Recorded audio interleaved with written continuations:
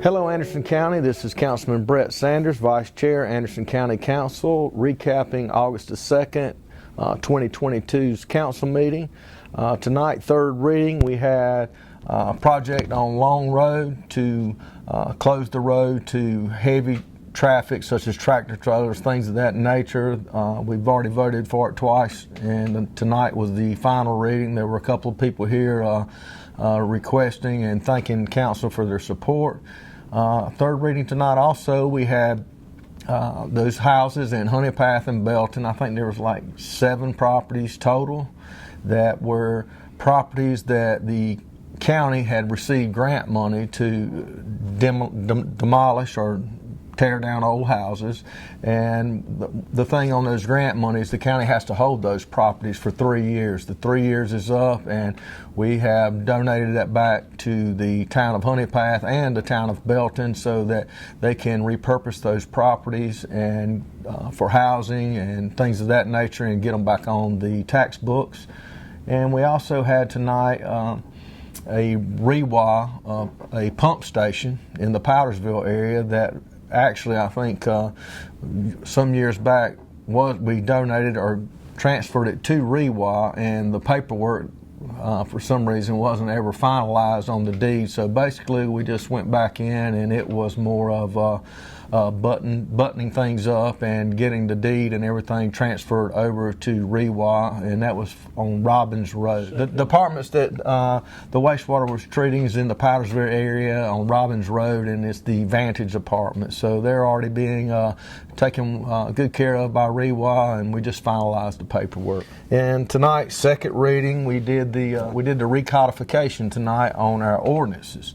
And I think I heard in the last meeting it's been over 22 years. So what that's doing is any ordinance, new ordinances that we pass and the penalties that go along with those ordinances, they're going to be, the ordinance book's going to be updated and republished. And I think I heard Mr. Burns say tonight it'll go through 2021. And what'll happen, anything else will just be amended to it. Excuse me, anything else will be amended hereafter. So we also had a fee in lieu agreement with, I think it was a $4 million investment on some heavy equipment for from an international company that is actually helping and supplying some other companies here in Anderson County. The ones that they're working with currently already has 200 employees, so I think that'll be a good thing to help those companies, and there will be some jobs. We don't have the exact number of the jobs that's going to be created, but there will be some new jobs created in that area or in that facet. So that's a good thing. We also had, we had 4 projects in Anderson County and a couple from Greenville on the park agreement, which basically allows a company to take advantage of any state incentives or any incentives that's out there. We have Anderson County has one, Greenville County has one, and we have like a reciprocal relationship between them. So as Greenville puts something in, Anderson County gets 1% of the tax revenue generated, and as Anderson puts things in, Greenville will receive the same. So it's good that we work hand in hand with Greenville County and have that relationship. It allows, like I said, companies and businesses to take advantage of any incentives or incentive packages that's out there, and makes Anderson County look a little more attractive to them. So that was a good thing.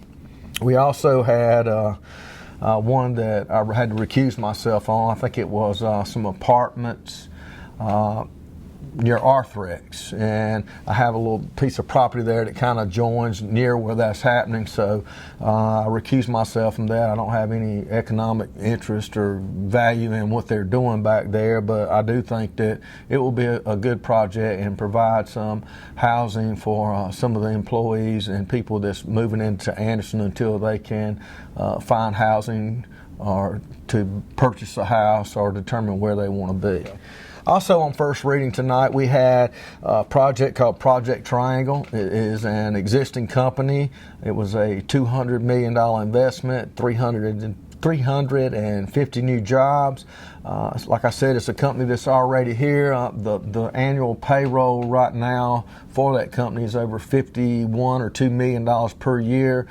These jobs and this investment will create another annual payroll with an additional $21 million. So good things going on in Anderson County, good jobs and good benefits, good pay. So I'm excited about that.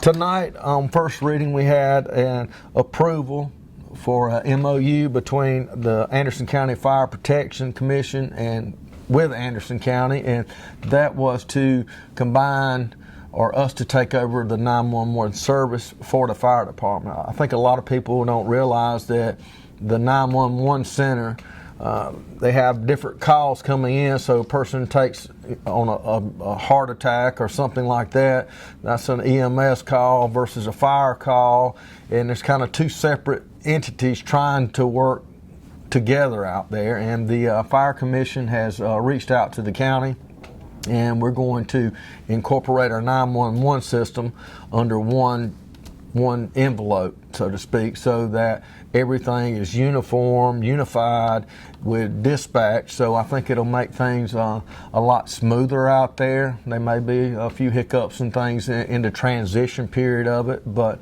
the Fire Commission, I think they said in there, was going to pay $112,000 per year for 3 years through this process and get everyone trained up, and then the county, like I said, will take over and we'll finally have a unified 911 and dispatch center. So I think that's going to be good for the citizens of Anderson County as well.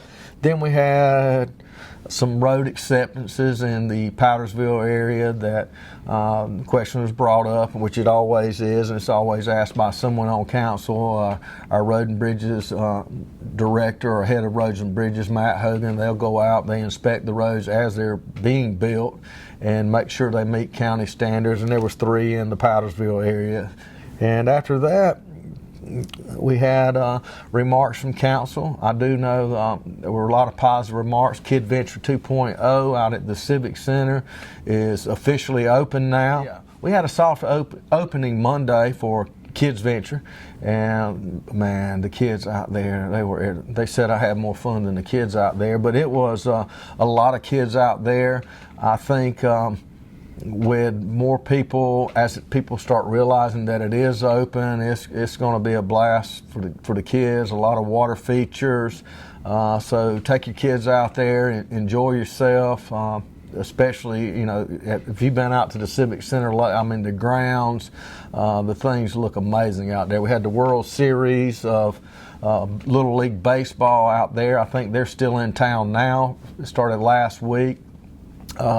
What people need to understand as these things happen, all the motels in Anderson County were full. The Airbnbs were full. There were people being turned away and having to go to Georgia, Clemson, and other areas just to find suitable housing or temporary housing or a room or a restaurant. So these things bring a huge economic impact into the county, and I think it's great to see that council, the administration, they realize and put forth the effort into bringing these type things into Anderson County. I saw people from Texas, Alabama, Florida, Tennessee. I know there's some more that I've missed, but people from all over the United States were in Anderson County. So if you're at the gas station and you see someone get out with a Texas tag or a Florida tag and their kids in uniform, say hello and welcome them to Anderson. And that's pretty much all that we had on the agenda, and hope everyone has a great weekend. Stay safe and see you next time. Thank you.